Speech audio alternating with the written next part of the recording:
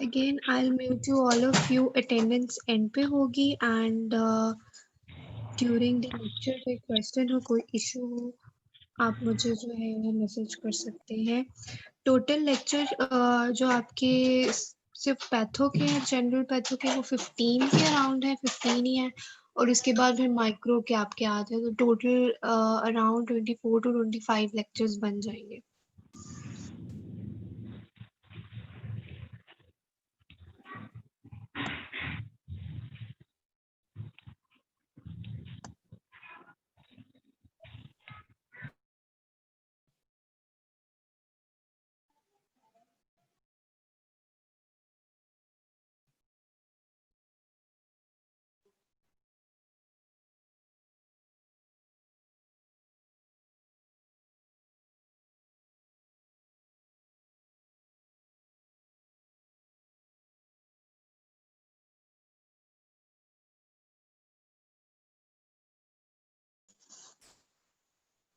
Okay, let's get started.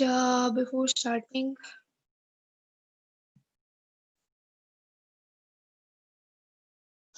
last time we talked about what is inflammation, acute inflammation, mediators of acute inflammation, mechanisms involved, and outcomes. जो outcomes है वो आज हम highlight करेंगे. Firstly, we'll talk about what is complement system and its functions, the different pathways of complement system, chronic inflammation, and then outcomes. Complement system is a defensive system consisting of over 30 proteins produced by liver and found in circulating blood serum. जो proteins हैं ये immunoglobulins नहीं होते. Immunoglobulins are your antibodies, so these are not the ones in the complement system. Complement activation और fixation से क्या होता है, cell lysis होता है and इस cell के सारे contents move out of the cell, cell disruption हो जाएंगी and there is generation of many powerful biologically active substances.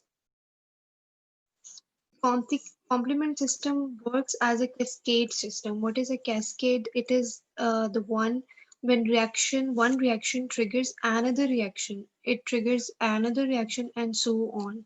And such type of systems can grow exponentially very fast. Right? So एक reaction product बनेगा, वो अगला reaction करवा देगा, उससे एक और product बन जाएगा, फिर वो एक और reaction करवाएगा, एक और product. So it goes on. This is how it works. We'll see.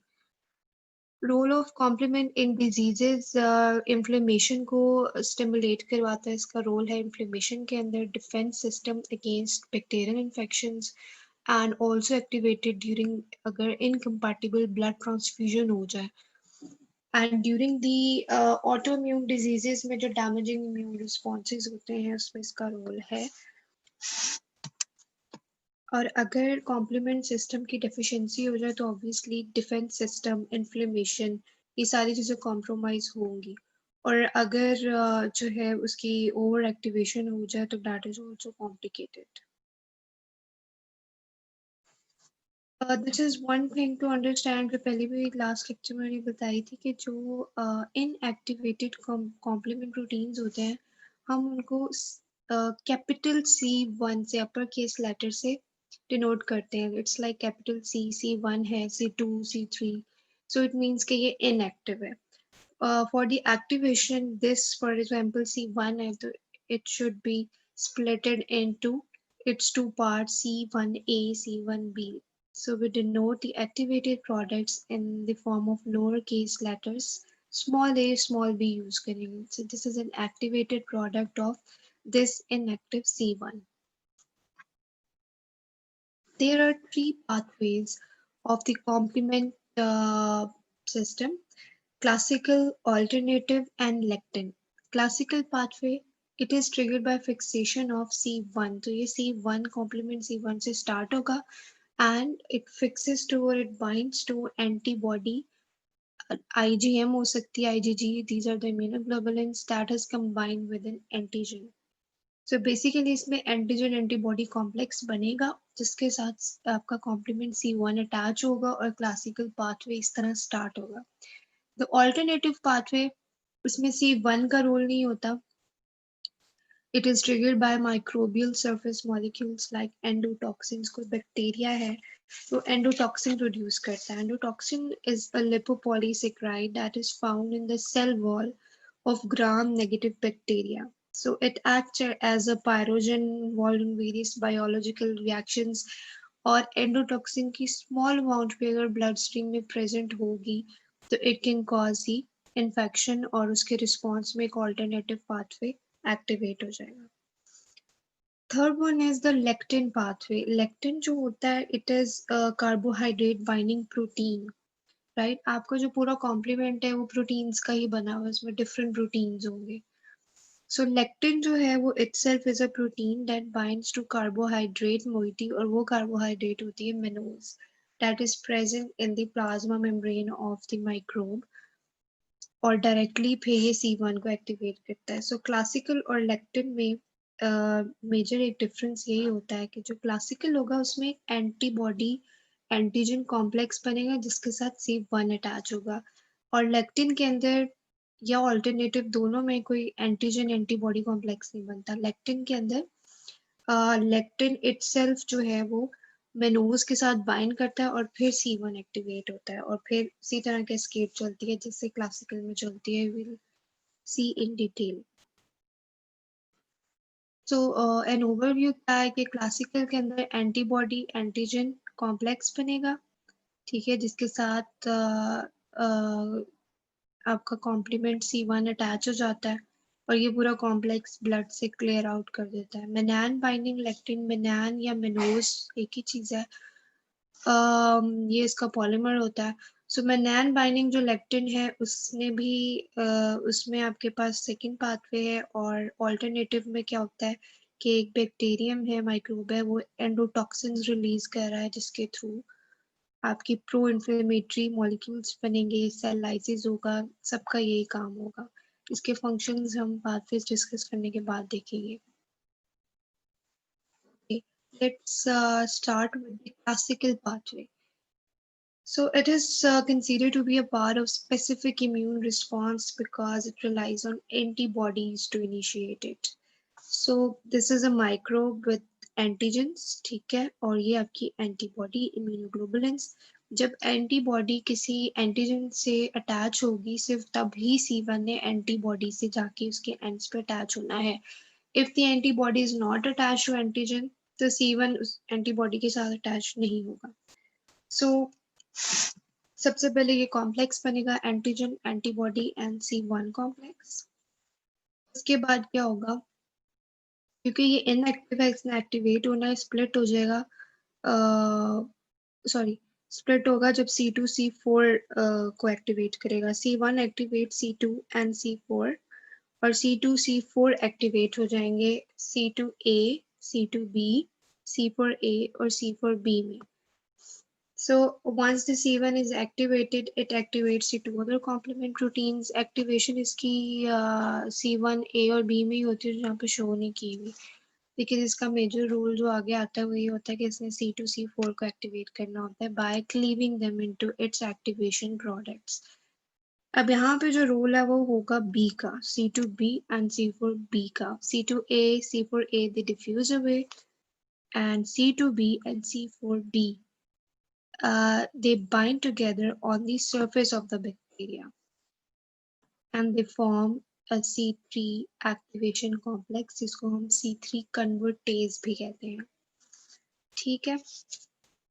So C2 C4B together that are present on the surface of the bacteria they form the C3 activation complex or C3 convertase. अब C3 itself activate कैसे होगा कि वो अपने components में split हो जाएगा C3B में और C3A में. So C1 ने एक्टिवेट किया C2 C4 को, फिर C2B और C4B ने मिलके बना दिया C3 एक्टिवेशन कॉम्प्लेक्स और C3 कन्वर्टेज और अब C3 पर एक्टिवेट हो गया C3B और C3A में. What is the role of C3B? Many C3B molecules are produced by activation and they tend to coat the surface of bacteria. C3B का एक मेजर रोल ये होता है कि it is an opsonin. Opsonin जो होता है, that is any molecule that can be a complement or antibody that bind to the foreign particles or cells like bacteria and making them more susceptible to the action of phagocytosis, and that is opsonization कि किसी foreign body पे foreign cell के साथ attach हो जाता है एक molecule and making it more susceptible for phagocytosis by phagocytes. जो C3b complement होता है, it binds both to the bacteria, so these are the options, और phagocytes as well, दोनों के साथ bind करता है and increasing the phagocytosis by 1000 fold. उसके बाद C3a क्या करता है? This is a mast cell. इसके साथ ये अटैच होता है, इसमें ग्रेन्यूल्स प्रेजेंट होते हैं और उन ग्रेन्यूल्स में हिस्टामीन प्रेजेंट होती है. सो बेसिकली C3a और C5a का भी सेम रोल होता है जो हम आगे भी देखेंगे. So it binds to the mast cells and causing them to release histamine. Degranulation करता है और histamine release करता है. और histamine हमारे inflammation में क्या कर रही थी? It causes vasodilation. It increases vascular permeability, जिसकी वजह से extravasation हो रही थी WBCs की from the blood vessel into the tissues. और also that the histamine is acting as a chemical mediator in inflammation. So C3a has a role in inflammatory response. Okay. इसके बाद C3 तो बन गया, जिसमें हमने कहा C3b है, C3a है, C3e इन्फ्लेमेशन में है और C3b is acting as an opsonin. अब C3b जो है वो C5 एक्टिवेशन कॉम्प्लेक्स बनाता है और C5 convertase of the classical pathway. वो कैसे बनता है? जो C2 और C4 थे जो C3 कॉम्प्लेक्स बना रहे थे, C2b और C4b, they have slight affinity for C3b. So ये तीनों एक दूसरे के साथ कंबाइन कर जाएंगे, C2b, C4b and C3b. और इस कॉम्प्लेक्स को हम कहते हैं C5 एक्टिवेशन कॉम्प्लेक्स और C5 convertase. So last time ये है कि C3b binds to C2b and C4b and it forms a new complex called as C5 activation complex. Or this C5 again, it is going to be activated by cleaving into its activated product. C5a बनेगा और C5b बनेगा. और C5b जो है यहाँ पे bees का role है. So जो B है, it begins to coat the surface of the bacteria. C5a क्या करेगा along with C3a? इसका काम भी एक तो ये है कि इसने degranulation of mast cells करवानी है, histamine release करानी है, histamine का रोल होगा inflammation पे, और it is the most powerful chemotactic factor known for leukocytes. इसमें ये मैक्रोफेजेस और न्यूट्रोफिल्स दोनों के लिए कीमो अट्रैक्टिव फैक्टर है. ओके, अब लास्ट पे बना है मेम्ब्रेन अटैक कॉम्प्लेक्स. वो किस तरह बनेगा? जो C5b होता है, इट बाइंड C6, ठीक है, और so it starts the formation of membrane attack complex.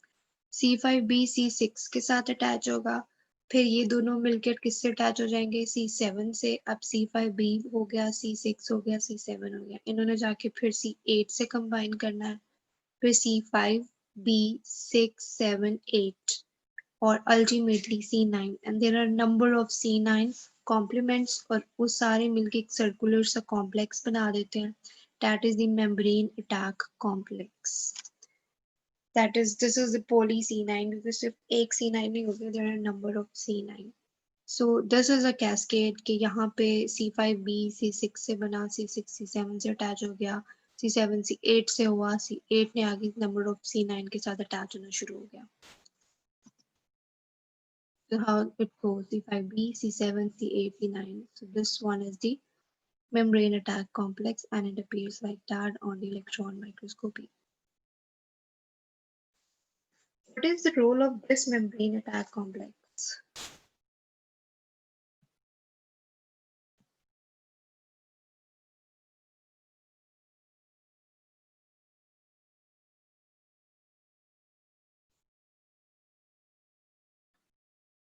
Okay, मैं थोड़ा स्लो पढ़ाती हूँ, मैं भी आपको रिपीट कर दूंगी सारा। ये कॉम्प्लीमेंट सिस्टम थोड़ा सुनने और समझने वाला है। अच्छा, मेम्ब्रेन अटैक कॉम्प्लेक्स जो होता है इसका अब रोल क्या होगा? It causes cytolysis. साइटोलाइसिस क्या होता है? Loss of cellular contents through transmembrane channel formed by membrane attack complex C5 to C9. So ये एक ट्रांस मेम्ब्रेन चैनल बना देगा, ठीक है, वाया मेम्ब्रेन। और इसमें क्या होगा, जो सारे सेलुलर कंटेंट्स होते हैं, साइटोप्लाज्म होगा, वो उस चैनल के थ्रू लाइक दिस, ये क्रॉस मेम्ब्रेन चैनल बन गए, से सारे कंटेंट्स बाहर चले जाएंगे, साइटोलाइसिस हो जाएगा, सेल लाइसिस हो जाएगा, और सो इसके through the cytoplasm goes out and water draws in. The cell inner integrity is compromised and eventually cell dies. So and that was the purpose of that this complement system कि वो एक foreign particle को, bacteria को जो है वो remove करे। तो ये माइक्रोस्कोप व्यू है कि मैक पोर्स के थ्रू जो है वो कंटेंट्स लेकर, this is in a live cell, और जब कॉम्प्लीमेंट्स होते हैं तो इसमें से ये सारे पॉप आउट कर जाते हैं, इसके cellular content, cytoplasm, and this is a killed cell जिसके अंदर से मेम्ब्रेन चैनल बना और सब कुछ इसका लाइसिस हो गया, डिस्ट्रक्शन हो गई। So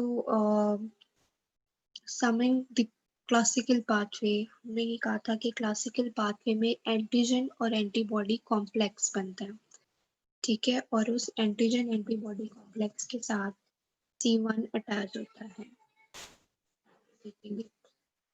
this is an antibody, इसके साथ एंटीजन था, और एंटीजन से antibody, sorry this is a micro, जिसके साथ ये एंटीजन था, and this one is the antibody, और इस कॉम्प्लेक्स के साथ C1 अटैच होगा।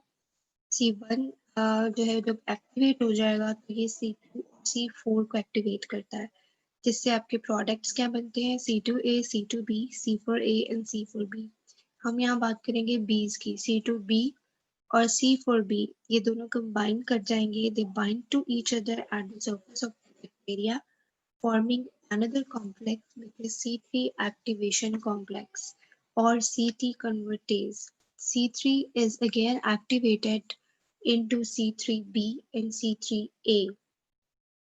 C3b is an opsonin and C3a is involved in inflammatory response. Now C3b, it binds to C2b and C4b, and the three of these complements are going to form the C5 activation complex or C5 convertase. So this is the C5 convertase. Now there is a role of C5A in inflammation, and C5B क्या करेगा? It is going to bind with C6, then C7. So this complex going to bind with C8 and C8 with a number of C9 complexes to finally make an membrane attack complex MAC, which is going to form a transmembrane channel and causing the cytolysis, release of the cytoplasm and the cellular contents out of the cell, and the cell inner integrity is compromised and the cell dies. Okay. Now moving on to alternative pathway, क्या होता है? इसमें 4 components होते हैं, so there is no role of antigen antibody, no role of C1। यहाँ पे आपका use होगा C3, जो उससे डिफरेंट होगा, क्योंकि इसने स्टार्ट होना है C3 से, इसमें फैक्टर B होता है और फैक्टर D होता है, ये सारे प्रोटीन हैं। और एक और प्रोटीन होता है प्रोपर्टीन, प्रोपर्टीन एक सेरीन प्रोटीएज होता है। Serine proteases जो होते हैं, these are the enzymes that cleave the peptide bonds in the protein, where serine is an amino acid which serve as a nucleophilic amino acid at the enzyme's active site. So basically जो protein को cleave करते हैं और उसमें serine amino acid present होता है, those are the serine proteases, जिसमें ये propertine serine proteases है, and these all the factors are also the proteins. In alternate pathway, triggering substances may be pathogens or non-pathogens, bacterial cell wall components, fungi, viruses, parasites, immune complexes, RBCs and polymers. Okay, so this is an alternative pathway जिसमें जो C3 होता है वो itself spontaneously hydrolyze कर रहा होता है और ये किस में जाएगा एक्टिवेट करेगा C3A में और C3B में। फिर क्या होगा कि C3B जो होता है यहाँ पे ये C3A नहीं है, इट्स C3B। ठीक है, जो मैं आपको PDF भेजूंगी ना उसमें करेक्ट होगा। सो फैक्टर बी क्या करता है, C3B के साथ बाइंड करता है और C3B के ऊपर एक साइट एक्सपोज कर देता है so that the factor D can act on it. ठीक है, so there is the formation of a C3B and factor B complex और इधर से फैक्टर D आ गया और फैक्टर D ने एक्चुअली फैक्टर जो B होगा इसको एक्टिवेट करना होता है। Here is a complex C3BBB, ये क्या होता है, C3B आपका यहाँ से आया था, फैक्टर D ने फैक्टर B को एक्टिवेट करना था। एक्टिवेशन प्रोडक्ट्स हमने क्या कहा था कि स्मॉल b और स्मॉल a से डिनोट होते हैं।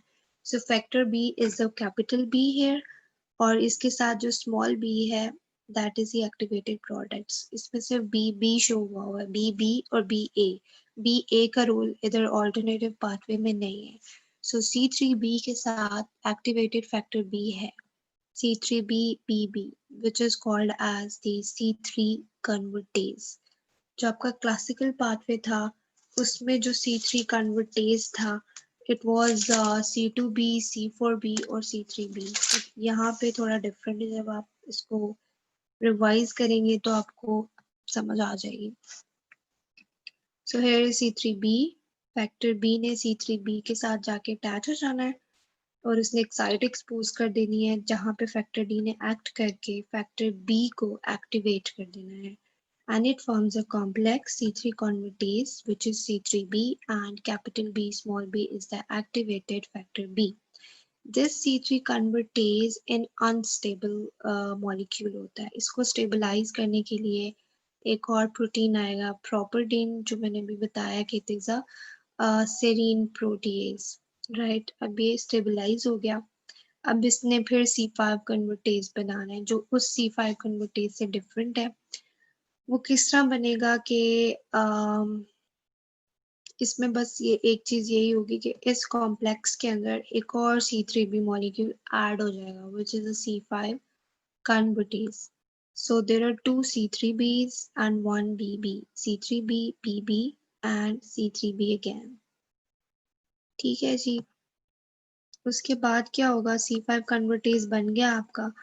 अब C5 कन्वर्टेज ने एक्टिवेट होना है, C5B में कन्वर्ट हो जाना है C5 में और बाकी सारा प्रोसेस सेम है कि C5B C6 के साथ अटैच होगा, फिर C7 के साथ होगा, फिर C8 के साथ होगा, फिर C9 के साथ बाइंड करेगा and there are number of the C9 complements and finally membrane attack complex बन जाएगा और membrane attack complex ने cell lysis करवाना है, cytolysis करवा देना है and the cell dies। So I'll repeat it for the last time कि जो आपका alternative pathway होता है उसने start होना है C3 से और classical हो रहा था C1 से। C3B जो होगा जब एक्टिवेट होगा फैक्टर B इसके साथ बाइंड करेगा और इसकी बाइंडिंग से एक साइट एक्सपोज हो जाएगी जो फैक्टर D भी उस पर एक्ट कर सकेगा। So there is a complex C3 convertase which is C3BBB and it is stabilized by another protein properdine. C3 convertase is converted into C5 convertase by the addition of C3B. So there are two C3Bs. And again C5 जो होगा that is converted into C5B, C5A and it goes on to form the membrane attack complex. Okay, so the last one is the lectin pathway in the complement system. जो lectin pathway होता है इसमें क्या हो रहा होता है? Lectin is a protein that binds to carbohydrate MBL mannose binding lectin है, बिकॉज जो कार्बोहाइड्रेट आएगा वो मेनोज होगा. It bind to mannose on many bacterial cells, and this mannose binding lectin is produced by liver in acute phase inflammatory reactions. Mannose binding जो lectin होता है उसमें कौन कौन से ऑर्गेनिजम्स के साथ उनके carbohydrate moiety in the plasma membrane जो प्रेजेंट उनके साथ बाइंड करेगा. इसमें बैक्टीरिया हो सकते हैं including Salmonella, Listeria, Neisseria strains. Fungal pathogens हो सकते हैं like Candida albicans, Cryptococcus neoformans, and as well some viruses like HIV-1 virus and RSV, respiratory syncytial virus. This is a structure of mannose with hydroxyl groups, and mannan is a polymer of mannose. So इसलिए हम इसको mannose या mannan binding lectin कहते हैं. इसमें जो एक और चीज समझने वाली वो ये है कि जो मल्टीमर्स होते हैं mannose binding lectin के, they form a complex with mannose binding lectin associated serine protease MASP1. So it is a mannose binding lectin associated serine protease. मैंने आपको बताया था कि ये एंजाइम्स होते हैं जो कि प्रोटीन्स का क्लेवेज कर देते हैं by acting on the peptide bonds with a serine amino acid that is acting as a nucleophilic amino acid on the terminal ends. So इसमें MASP1 हो सकता है, 2 हो सकता है और 3 हो सकता है. Okay.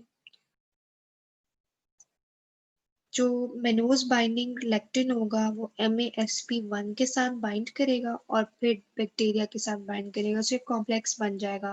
बैक्टीरिया या वायरस जो भी प्लाज्मा मेम्ब्रेन जिसके साथ उसने अटैच हो जाना है, MASP1 भी होगा और MBL भी होगा. तो ये तीनों मिलके कॉम्प्लेक्स बनाएंगे और जब कॉम्प्लेक्स बनेगा तो this complex is acting like C1 of the classical pathway. For example ये एक वायरस है, उस पे ग्लाइकोप्रोटीन्स थे जिसके साथ कार्बोहाइड्रेट मोइटी थी लाइक मनान था, तो उसके साथ जाके बाइंड हो गया. MBL मेनोज बाइंडिंग इलेक्ट्रिन और साथ में MASP1 या 2 दोनों अटैच हो गए. So this is the complex जो बनाएगा ये. और इसने एग्जैक्टली सेम काम करना है जो क्लासिकल पाथवे में हो रहा था, जिसमें सी जो वो C1 कर रहा था लेकिन लेक्टिन में ये कॉम्प्लेक्स करेगा. C2 और C4 को एक्टिवेट करेगा. जब एक्टिवेट हो जाएंगे तो उससे C2A एंड C2B बनेंगे और C4A और C4B बनेंगे.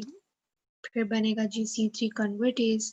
C3 कन्वर्टेज कन्वर्ट हो जाएगा C5 कन्वर्टेज में और उसके बाद क्या होगा कि C5B आगे कैस्केड चलाएगा with C6, C7, C8, C9 and membrane attack complex बन जाएगा. So you can simply give a look over the classical pathway.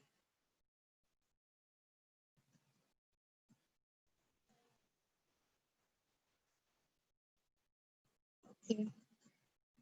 Classical pathway में आपका C1 और ये कॉम्प्लेक्स था. अगर आप इस कॉम्प्लेक्स की जगह लेक्टिन पाथवे के अंदर MBL और MASP1 और ग्लाइकोप्रोटीन जो मनान that is present in the plasma membrane of a microbe say bacteria, so उसकी जगह ये कॉम्प्लेक्स आएगा और उसके बाद एग्जैक्टली सेम चलती जाएगी.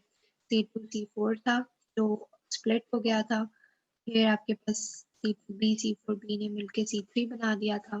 फिर C3 जो B था इसने C5 convertase C5 activation complex बनाया था और उसके बाद फाइनली ये कैस्केड चली थी और मेम्ब्रेन अटैक कॉम्प्लेक्स बन गया था.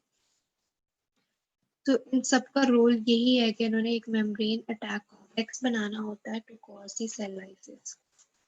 कॉम्प्लीमेंट सिस्टम के जो 4 इंपॉर्टेंट फंक्शंस होते हैं, एक सेल लाइसिस है जो हमने पढ़ लिया और ऑप्सोनाइजेशन है, वो भी मैंने आपको बताई है कि C5A आपका होता है और C3A जो ऑप्सोनाइजेशन करवा रहे होते हैं. Activation of inflammatory response, for example, via histamine release from the mast cells and clearance of immune complexes आपके classical pathway में हो रही होती है. So complement क्या करता है, टारगेट सेल से लेट से बैक्टीरियल सेल से बाइंड करके सेल लाइसिस करवा देता है, ऑप्सोनाइजेशन करता है, complement binding with the bacteria and the phagocyte और फेगोसाइटोसिस हो जाएगा, activation of inflammatory response, degranulation हुई, हिस्टामिन रिलीज हुई, और जब वास्कुलर परमेबिलिटी हिस्टामिन ने ज़्यादा करनी है तो ल्यूकोसाइट एक्स्ट्रावाइजेशन होगा, that we studied in our last lecture, and clearance of immune complexes, antigen antibody complex बनेंगे और जो है वो फिगोसाइटोज्ड हो जाएंगे जब उसके साथ C1 बाइंड करेगा और पूरी कैस्केड चला देगा. So these are the four main functions of complement system. Okay. Now moving on to chronic inflammation. Chronic inflammation is defined as inflammation of prolonged duration, weeks or months, where the continuing inflammation, tissue destruction, and healing proceed simultaneously. So basically, chronic inflammation जो है वो slow होती है over weeks and months, और उसमें inflammation भी हो रही है, at the same time tissue destruction भी हो रही है, and at the same time healing भी हो रही है. So it just goes on. Morphological features क्या हैं इसके? इन्फिल्ट्रेशन विद मोनोन्यूक्लियर सेल्स, इसके जो मेन सेल्स होते हैं वो हैं जी macrophages, T lymphocytes, plasma cells, और एक्यूट इन्फ्लेमेशन में थे आपके मेन जो थे वो न्यूट्रोफिल्स थे. मॉर्फोलॉजिकली इसमें टिश्यू डिस्ट्रक्शन भी है and there are attempts at healing. What are the causes? Cause can be persistence of acute inflammation, infection with in organism of low virulence, क्योंकि जो हाई विरुलेंस का होगा उसने तो जल्दी से रिएक्शंस करवा के एक्यूट इन्फ्लेमेशन करानी है. लो विरुलेंस वाला आहिस्ता आहिस्ता चाहे वो सेल को मारेगा फिर वो दोबारा इन्फेक्शन कर देगा. Mild doses of chemicals, mild infection of tissues with less blood supply और less venous return.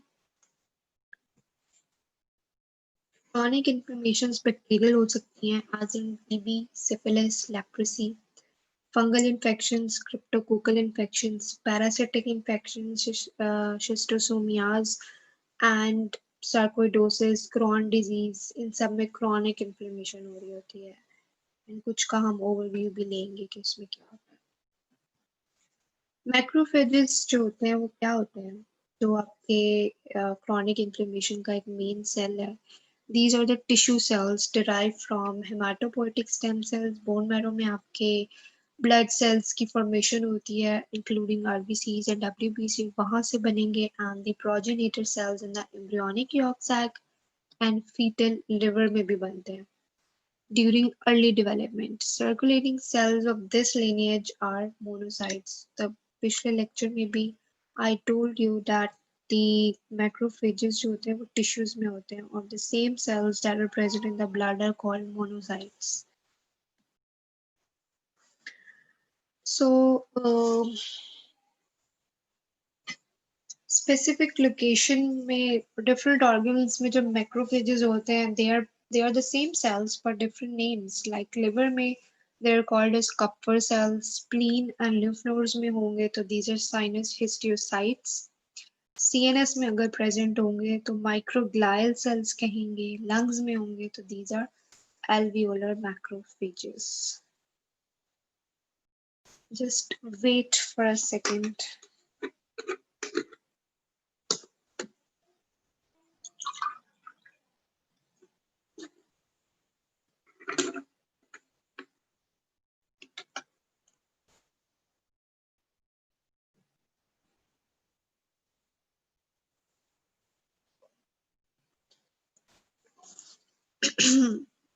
Ji. So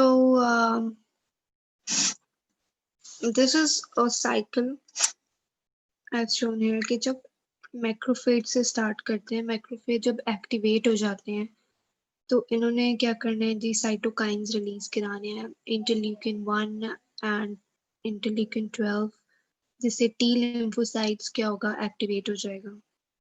and activated macrophages present antigen to T lymphocytes.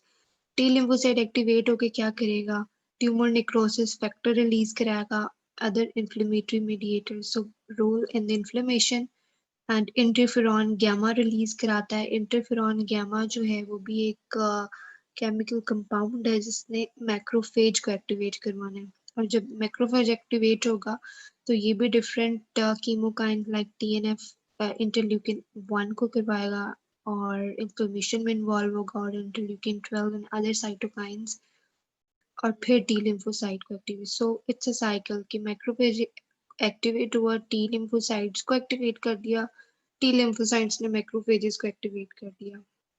So this is a cycle going on in the inflammation. Okay, eosinophils जो होते हैं they are characteristically found in inflammatory site in the parasitic infections या फिर allergic infections के अंदर हो सकते हैं as a part of immune reactions mediated by IgE. Mast cells are the sentinel cells widely distributed in connective tissues throughout the body.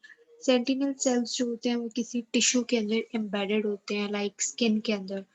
यहाँ पर इसने कहा है कि जो mast cells होते हैं they are the cells that are present in the connective tissue throughout the body.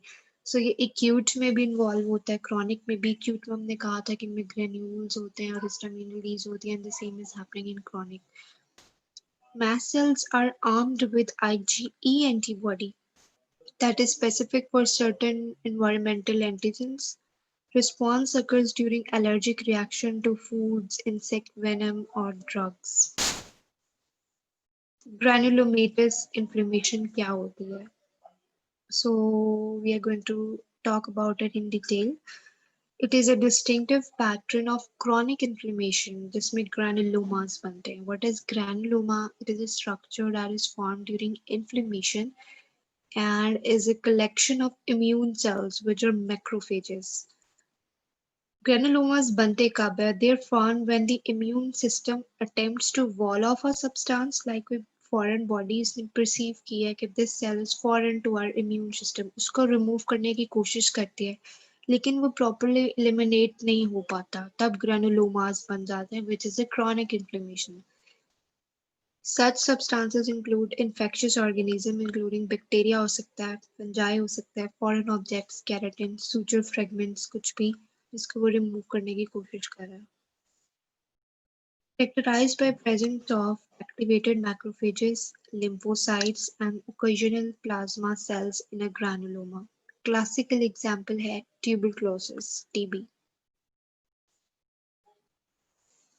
Granuloma के components क्या होते हैं? Centrally placed necrosis. It is not essential कि central necrosis present हो, without necrosis भी हो सकता है.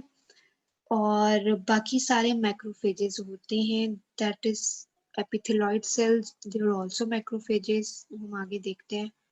So surrounded by epithelioid cells, an outer layer of lymphocytes, plasma cells may be present, and few giant cells ये भी macrophages की form होती है, and surrounded by fibrin and connective tissue. Macrophages, histiocytes, macrophages होते हैं are the cells that define a granuloma, and जो giant cells थे जो भी हमने कहा कि इसका component है, they are जो macrophages होते हैं they fuse and they form the multinucleated giant cells. And epithelioids क्या होते हैं? These are also the macrophages but they have the vague resemblance with epithelial cells, और इसके जो nuclei होंगे वो normal macrophage से elongated होते हैं like a sole of a slipper or shoe. ठीक है, और they have the larger nuclei and their cytoplasm is typically more pink when stained with eosin. These changes are thought to be a consequence of activation of macrophage by offending agent. So this is a caseous necrosis in the center and these are activated macrophages. और यहाँ पे आपको multinucleated giant cells नजर आ रहे हैं और इस पे epithelioid नहीं shown. अगर आप गौर से देखें तो इसमें ये epithelioid आप कह सकते हैं कि इसके अंदर एक elongated nucleus है. So macrophages present होंगे और जो macrophages epithelioid cells होते हैं दे अपीयर लाइक एपिथेलियल सेल्स की तरह उसकी रिजेम्बलेंस होती है, इलोंगेटेड न्यूक्लियस होता है और पिंक स्टेन उसका इओसिनोफिल्स से फिल्ड साइटोप्लाज्म होता है। और जाइंट सेल्स जो होते हैं they are formed by the fusion of the macrophages and they are multinucleated. ठीक है, उसके बाद ये जो आउटर लेयर है ये लिम्फोसाइट्स की होती है और उसके बाद ये है जी फाइब्रोब्लास्ट होता है, कनेक्टिव टिश्यू होता है। This is the role of the macrophage के सर्कुलेशन के अंदर यही सेल्स आपके होते हैं जी मोनोसाइट्स, सर्कुलेटिंग मोनोसाइट्स, उनकी अडेरेंस होगी और इमिग्रेशन होगी। यहाँ से जब वास्कुलर मेम्ब्रेन मोबिलिटी ज़्यादा होती है, we studied in the last lecture जिसमें हमने न्यूट्रोफिल्स की एग्जांपल दी थी, same is the case with the macrophages, monocytes. Monocyte जो है वो ब्लड वेसल से टिश्यू में आ गया, टिश्यू में आके टिश्यू मैक्रोफेज बन गया। सो टिश्यू मैक्रोफेज ने एक्टिवेट होना है, activation by microbes, dead cells etc.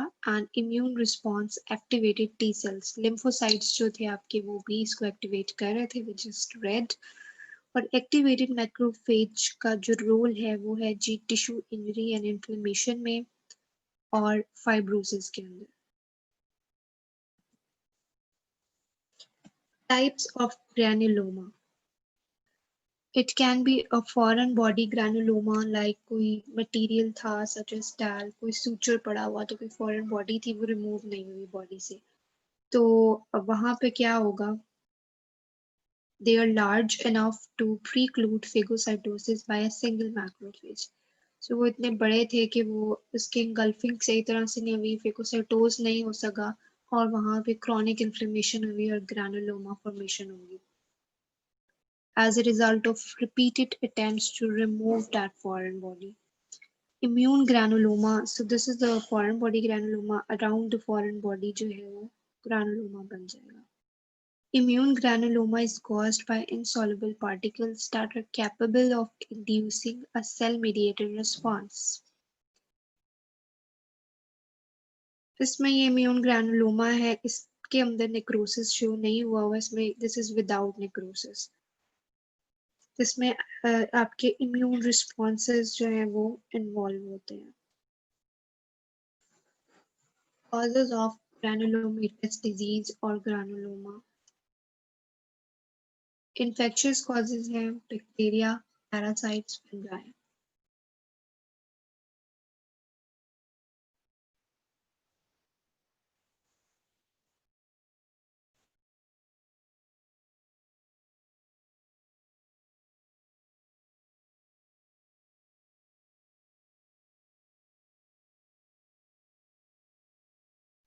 Package जो है ना अपना करवा के आया करें, ये कोई तरीका नहीं है कि आधी क्लास ली और आधी नहीं ली और अटेंडेंस लगा दे। अच्छा, बैक्टीरिया में आपका ट्यूबरकुलोसिस हो सकता है, लेप्रेसी हो सकती है, पैरासिटिक इन्फेक्शन शिस्टोसोमियासिस के अंदर होते हैं जिससे शिस्टोसोमियास होते हैं। फंजाई हैं जी हिस्टोप्लाज्मोसिस एंड ब्लास्टोमाइकोसिस। छोटा सा ओवरव्यू है कि टीबी के अंदर जो ग्रैनुलोमा होता है उसके अंदर सेंट्रल नेक्रोसिस होता है, केजिएटिंग ट्यूबरकल्स, केजिएटिंग नेक्रोसिस हमने पढ़ा था नेक्रोसिस में कि केजिएटिंग नेक्रोसिस होता है आपकी पल्मोनरी टीबी के अंदर, बट टीबी में नॉन नेक्रोटाइजिंग विदाउट नेक्रोसिस भी ग्रैनुलोमास बन सकते हैं और इसमें जो जॉइंट सेल्स बनते हैं they are called as Langhans giant cells. Leprosy, leprosy जो होती है इसमें ग्रैनुलोमास बनते हैं that are present in the skin and they tend to involve nerves. Schistosomiasis में जो है वो शिस्टोसोम इज अ पैरासाइट जो इन्वॉल्व होता है और इसके ova that are formed and laid in intestinal and urinary venules और ये सारे जो है वो वहां से into the liver move out कर जाते हैं वाया द पोर्टल वेन। सो इसमें जो ग्रैनुलोमा बनेगा वो बनेगा लिवर के अंदर। सार्कोइडोसिस इसकी कोई कॉज नहीं है, इडियोपैथिक डिजीज या अननोन कोज। इसके अंदर नॉन केजिएटिंग नॉन नेक्रोटाइजिंग ग्रैनुलोमास बनते हैं, मोस्ट कॉमनली ये इन्वॉल्व करती है लंग्स एंड लिम्फ नोड्स को in the chest cavity. Histoplasma जो है वो हिस्टोप्लाज्मोसिस करवाता है. It is considered to be the most common fungal cause of hepatic granulomas. Blastomycosis जो है उसमें ग्रैनुलोमास बन रहे हैं via blastomycosis.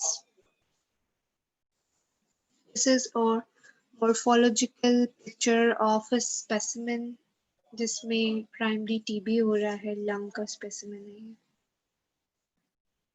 Cavitary lesions, extensive necrosis drains out the necrotic core. यहाँ necrosis हुआ और सारा जो necrotic dead cells थे वो remove होकर यहाँ पे cavitations बन गई, cavity बन गई.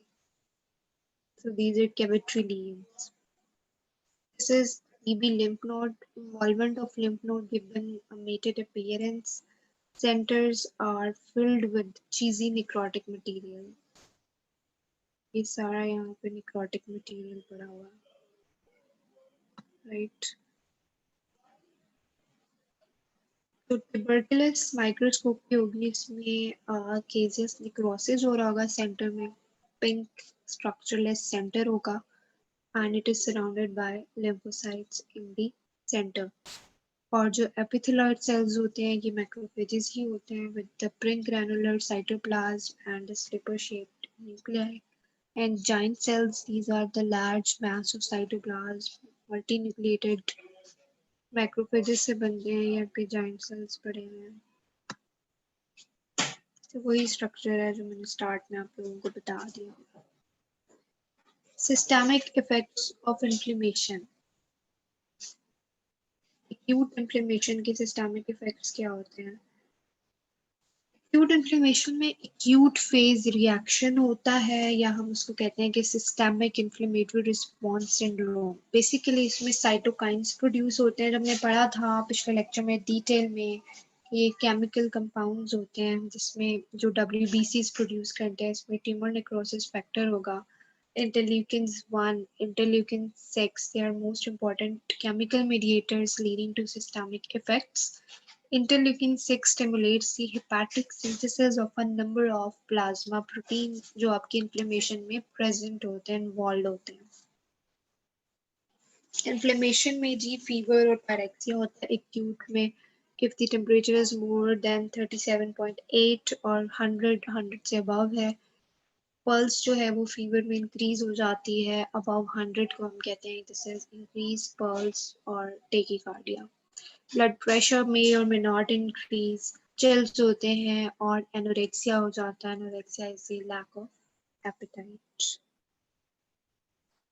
ल्यूकोसाइटोसिस, जब आप उसका कंप्लीट ब्लड काउंट करवाते हैं तो आपको क्या नजर आएगा? न्यूट्रोफिलिया. एक्यूट इन्फ्लेमेशन में न्यूट्रोफिलिया is marked, that is the increase number of neutrophils. और न्यूट्रोफिलिया इंडिकेट कर रहा होता है किसी बैक्टीरियल इन्फेक्शन को. और अगर वो वायरल है तो उसमें लिम्फोसाइट्स आपको ज्यादा नजर आएंगे, लिम्फोसाइटोसिस होगा. और अगर वो कोई एलर्जिक रिएक्शंस है या वो पैरासिटिक इन्फेक्शन है तो उसमें आपको इसिनोफिलिया नजर आएगा, increased eosinophils on the complete blood count. Acute phase protein production in the liver. Liver के अंदर आपके प्लाज्मा प्रोटीन बन रहे होते हैं और जब इन्फ्लेमेशन होती है तो उनकी प्रोडक्शन जो होती है that is increase several 100 folds. जिसमें क्या क्या जो आपके इन्फ्लेमेशन में इन्वॉल्व होंगे एक्यूट फेज में, फाइब्रिनोजेन होता है, ठीक है, दैट इज अ प्रिकर्सर. और ये प्रोटीन क्या करेगा? क्लॉटिंग करवाएगा. एक सी रिएक्टिव प्रोटीन होता है और एक होता है जी आपका सीरम अमोइलॉइड ए. ये तीनों जो हैं वो आपके एक्यूट फेज प्रोटीन्स हैं that are produced by liver involved in inflammation and it leads to an increased ESR.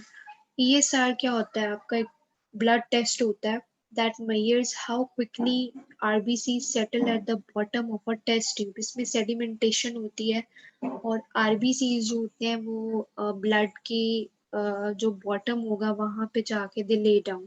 और ये इसके अंदर जो है वो फाइब्रिनोजेन नहीं होता, फाइब्रिन नहीं होता, क्लॉटिंग नहीं हो रही होती, ठीक है, with in a blood sample. और अगर आपका ESR इंक्रीज हो जाए, so increased ESR erythrocyte sedimentation rate due to increased production of acute phase protein and reactants. इसका मतलब है inflammation हुई है बहुत ज्यादा और acute inflammation में ये ज़्यादा होते हैं. In the presence of acute phase reactant like fibrinogen, अगर वो present है तो इससे क्या होगा? Erythrocytes aggregate due to the loss of their negative charge resulting in increased sedimentation. So जो आप ब्लड सैंपल ले रहे होते हो उसमें से आप फाइब्रिन जो है वो नॉर्मली उस सीरम में नहीं होगा, लेकिन अगर वो इन्फ्लेमेशन हो रही है तो इसका मतलब फाइब्रोजन आ गया है और वो बहुत जल्दी बॉटम पे सेटल डाउन कर जाएंगे. तो अगर जितना जल्दी वो सेटल करेंगे उतना ज़्यादा आपका ESR होगा और इट इज़ इंडिकेटिंग कि एक एक्यूट इन्फ्लेमेशन नहीं हुई है. So that was the end of today's lecture, and you can ask questions if you want.